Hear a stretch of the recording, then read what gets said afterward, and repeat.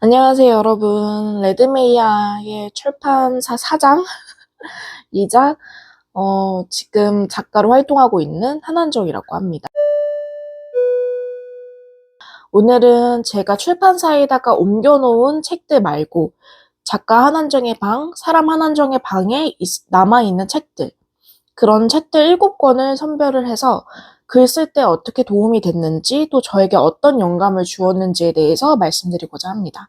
제가 펀딩을 시작하게 됐는데 그 다음 영상은 아마 펀딩에 대한 소개 영상이 될 것 같아요.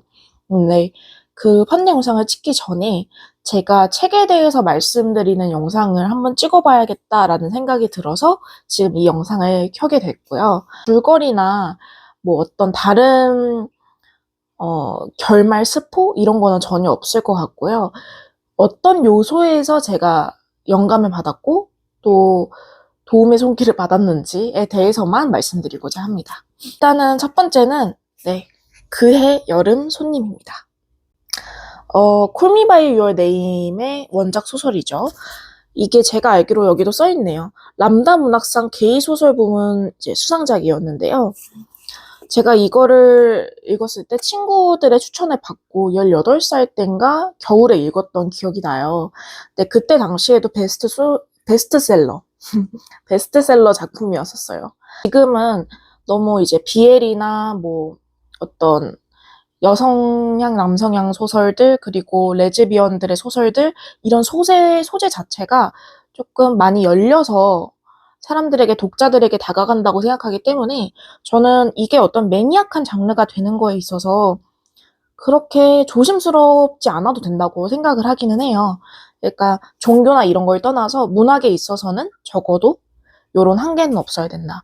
왜냐하면 작품이 좋으면은 저는 그게 다라고 생각을 하기 때문에, 그래서 문제가 되는 소재가 아니라고 생각을 해서 충분히 재밌게 읽었었습니다. 일단은 제가 좋아했던 게 이 책에 대한 재질이었습니다.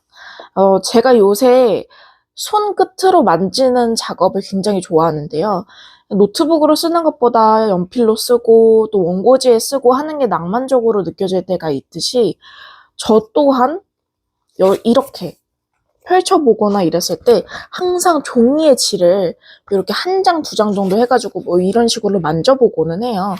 근데 저는 종이의 질도 책의 일부분을 차지한다고 생각을 하고, 사실 그것 이상으로 책의 어떤 주제와 소재를 다루고 있느냐에 따라서 종이의 질이 표현하고 있는 것도 다르다고 생각을 하거든요.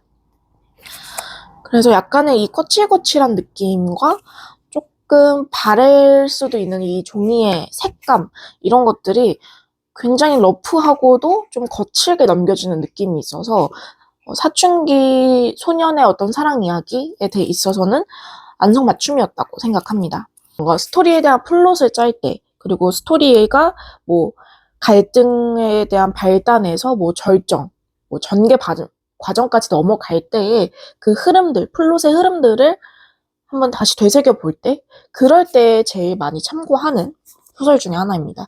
그리고 제가 가끔 저의 로망 중에 하나가 웹소설을 한번 도전을 해보는 거였는데, 웹소설을 도전을 할 때에도 이 책을 제일 많이 참고를 했던 것 같아요.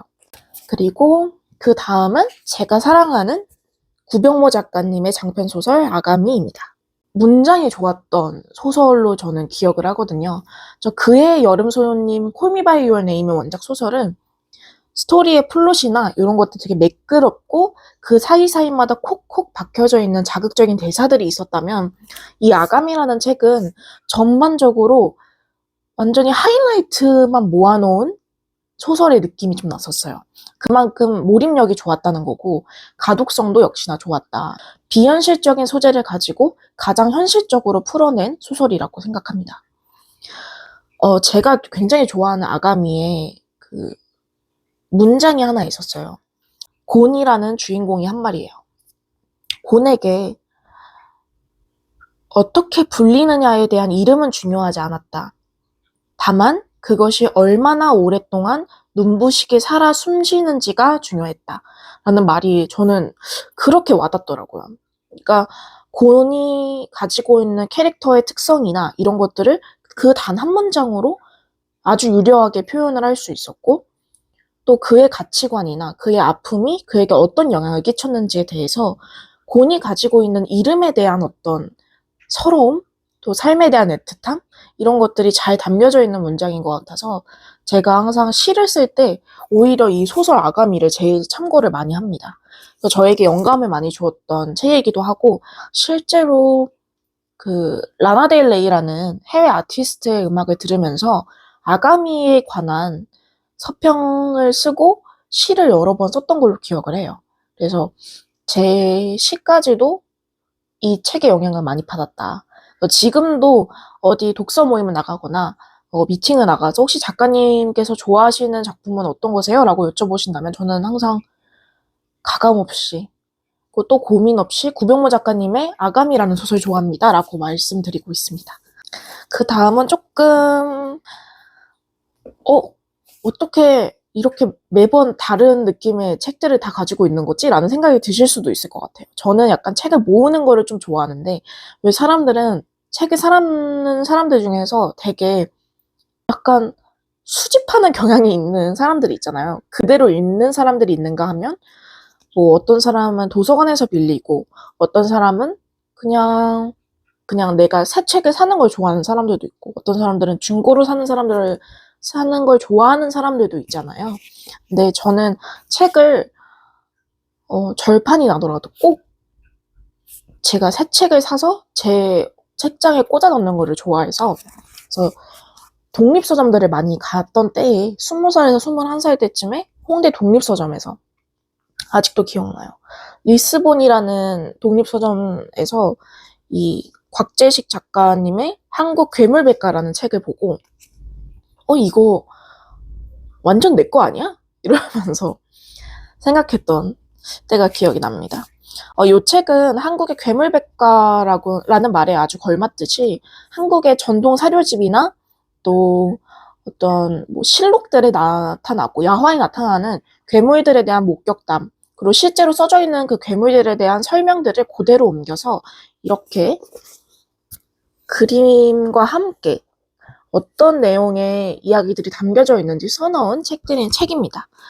11년 동안 이제 곽 작가님께서 채집하신 한국의 괴물 282종이라고 해요. 저는 이거를 보고 배울 점이 참 많은 책이라는 생각이 들었었어요. 첫 번째는 디자인이 너무 예쁘다. 특히 이 책이 이게 형광색 핑크로 둘러싸여져 있지만 이 북커버를 한번 벗긴다면 이런 식의 책의 느낌이 지금 엠보싱이 살짝 되어져 있는데 그래서 약간 오돌토돌하게 되어져 있고요. 뒤편은 괴물들의 어떤 형상화를 그림으로 담아주셨습니다. 저는 이 그림이 너무 예뻐가지고 이강훈 작가님의 그림이라고 해요. 그래서 너무 고급지지만 유쾌하고 활력이 넘치는 디자인이 아닌가. 그래서 북 디자인은 정말 항상 이렇게 해야겠다라는 생각을 많이 했던 작품 중에 하나입니다.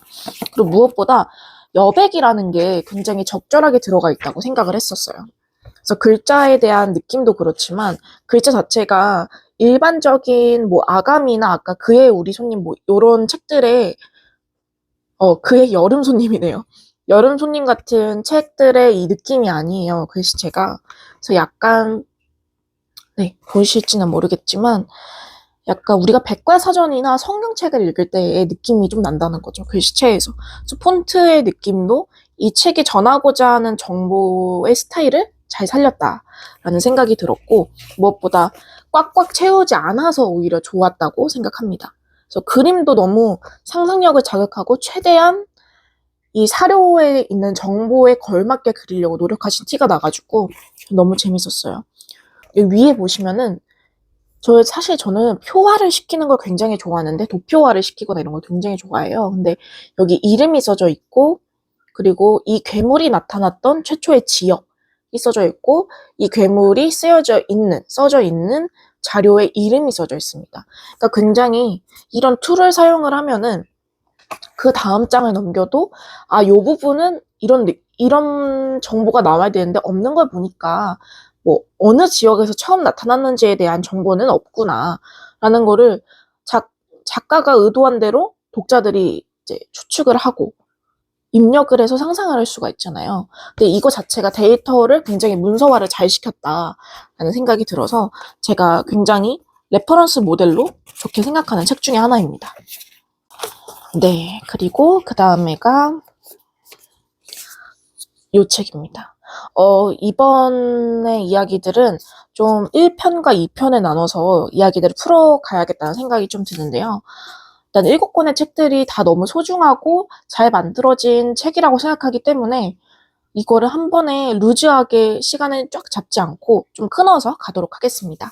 그래서 1부 마지막으로 소개해드릴 책은 이스라 작가님의 몸과 마음을 탐구하는 이스라 글방, 부지런한 사랑이라는 에세이집입니다. 떠들고 먹고 마시다가 명문장이 얼렁뚱땅 탄생하는 날들이라고 여기 띠지에다가 써져 있는데요. 저는 이 띠지가 사실 출판사 입장에서는 굉장히 부담스러운 것 중에 하나이기는 한데 띠지가 굉장히 뭔가 친환경적으로 만들어진 느낌도 나고 이 거칠고 바래지는 이 느낌을 저는 굉장히 좋아하거든요. 사람의 손을 탄 것 같은 책의 느낌이 잘 살려지는 재질이어서 뭐 다른 분들은 쉽게 바랜다, 쉽게 낡아지는 것 같다라고 해서 싫어하시는 분들도 계실 것 같은데 제 입장에서는 굉장히 만지는 맛이 있는 그런 재질이라고 생각을 합니다. 그 무엇보다도 이 띠지를 어떻게 하면은 제대로 효율적으로 활용할 수 있을까를 엄청 고민을 많이 하신 것 같아요. 그래서 문장 자체나 이 문장의 배열 자체도 굉장히 눈에 쏙 들어오고 사람들이 여기보다 여기를 먼저 읽고 내용을 파악할 수 있게끔 하는 것 같아서 좋았습니다. 왜냐하면 이 뒤편에 보시면 뒷표지에 나타나 있는 뭐 이야기의 일부가 조금 긴 편이거든요. 이럴 경우에는 독자들이 이거 자체도 읽는 거에 대한 부담을 느낄 수 있기 때문에 띠지를 먼저 볼 수도 있는데 그 띠지에 굉장히 이 책의 성격을 잘 나타내는 문장들을 압축시켜 놓으셔서 되게 재밌게 읽었던 것 같습니다. 이런 것들이 아주 작아 보이지만 언니들의 문장 여기 써져 있지만 이렇게 편집 디자인을 하는 게 텍스트 디자인을 하는 게 그렇게 쉽지는 않더라고요. 저도 전공이었지만 이런 거에 있어서 높이를 어떻게 띄우고 어느 정도의 그 생동감 있는 텍스트를 보여줄 수 있을까를 많이 고민을 했었는데 이런 게 아주 사소해 보이지만 정말 필요한 디테일한 표현들이다 생각이 들어서 네. 그래서 이 책을 추천을 드립니다. 그러면은 한번 이제 끊고 가보도록 할게요. 2부에서 뵙겠습니다.